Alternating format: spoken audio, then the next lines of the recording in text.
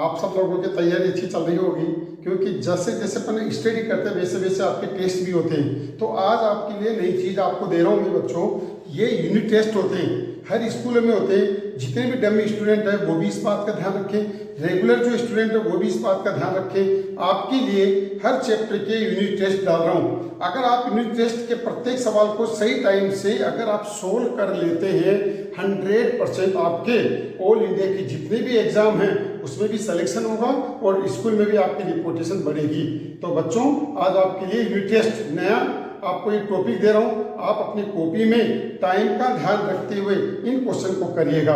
हर chapter का आपको unit test मिलता रहेगा, आप इनको अपनी कॉपी में लिखें, टाइम का ध्यान रखें। 30 मिनट हर टॉपिक के अंदर, क्योंकि मार्क्स के अकॉर्डिंग आपको बोर्ड के पेपर के अकॉर्डिंग, जो कंपटीशन के अकॉर्डिंग आपको मैं दे रहा हूँ, बोर्ड का जो नया पैटर्न है वो इस टाइप से आपके पास रहता है। तो आपको यूनिट टेस्ट, देखो क्या डाला, unit test paper chapter number 3 matrix, जो CBSE board, RBC board, all India के जितने भी बोर्ड हैं जिसमें भी एग्जाम में आते हैं उसके लिए यूनिट टेस्ट पेपर आपके पास है।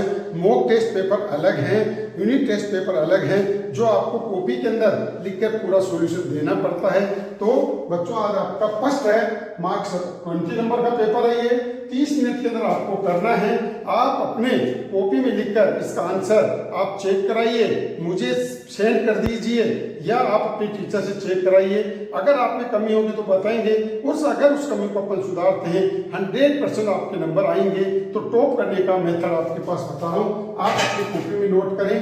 पहला क्वेश्चन आपके पास है, a बराबर 4312 एंड i बराबर 1001, then a square minus 6a is equal to क्या होगा, ये आपको बताना है। 4 ऑप्शन है, 3i minus 5i, 5i, none of these. तो सभी बच्चे अपनी कॉपी में लिखकर इन सवालों को आपको जवाब देना है। घड़ी को अपने सामने रखो, 30 मिनट के अंदर अंदर ये पेपर आपका होना कंपल्सरी है।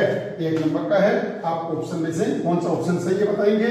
क्वेश्चन नंबर 2, a बराबर -3y(x5) एंड a बराबर a का ट्रांसपोज है, तो बताओ x और y की वैल्यू क्या होगी।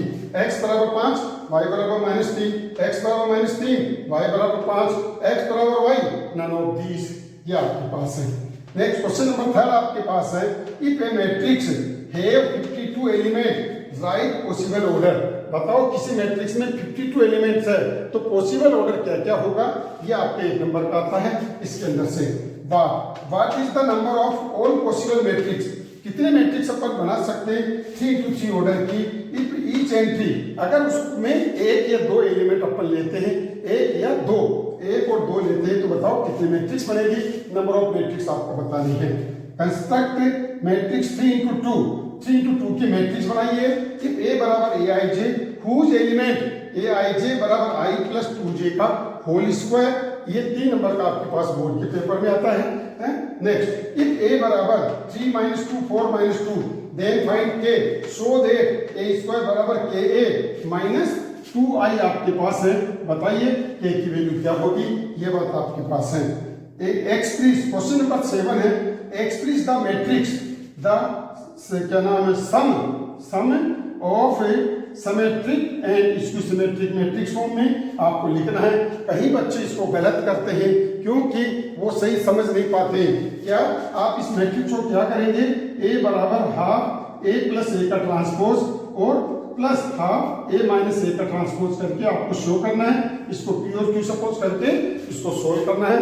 मैंने हिंट दिया है, हो सकता आप मुझे नहीं बताएं, आप अपने टीचर को बताइएगा, मुझे बताओ, मेरे पास सेंड करो आपका एक्यूरेट आंसर नंबर, एक्यूरेट आपका नंबर दूंगा जो बोर्ड में आता है, जो ऑल इंडिया के कंपटीशन में आता है। 5 नंबर का आपके पास ये पेपर आपके पास होगा, क्वेश्चन होगा।